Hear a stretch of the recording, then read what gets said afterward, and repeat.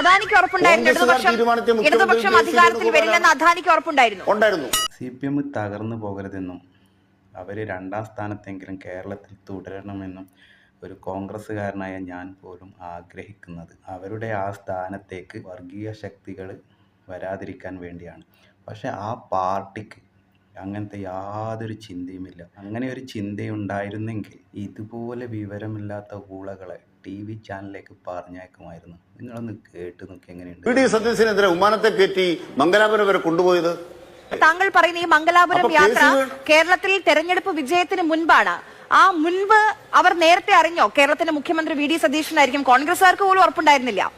അദാനിക്ക് ഉറപ്പുണ്ടായിരുന്നു. ഇടതുപക്ഷം അധികാരത്തിൽ വരില്ലെന്ന് അദാനിക്ക് ഉറപ്പുണ്ടായിരുന്നു. അതിന്റെ തെളിവ് ഞാൻ പറയാം. അതിന്റെ തെളിവ് ഞാൻ പറയാം. ഞങ്ങളുടെ തെളിവിരിക്കല്ലേ? എന്താ തെളിവ്? ഒന്നാമത്തെ പോയിന്റ്, KC വേണുഗോപാൽ മുഖ്യമന്ത്രിയാകണമെന്നാണ് MLA-മാരിൽ ഭൂരിപക്ഷം തീരുമാനിച്ചത്. മുസ്ലിം ലീഗ് കൃത്യമായിട്ടും വി.ഡി. സതീശന്റെ ബില്ല് ഉറച്ചു നിന്നു. എന്തുകൊണ്ട്? താങ്കൾ പറയുന്നത് കേരളത്തിൽ പിണറായി 3.0 വരില്ല എന്ന് അദാനിക്ക് അറിയാമായിരുന്നു, മുസ്ലിം ലീഗിന് അറിയാമായിരുന്നു, പക്ഷെ ഇടതുപക്ഷത്തിന് അറിയില്ലായിരുന്നു.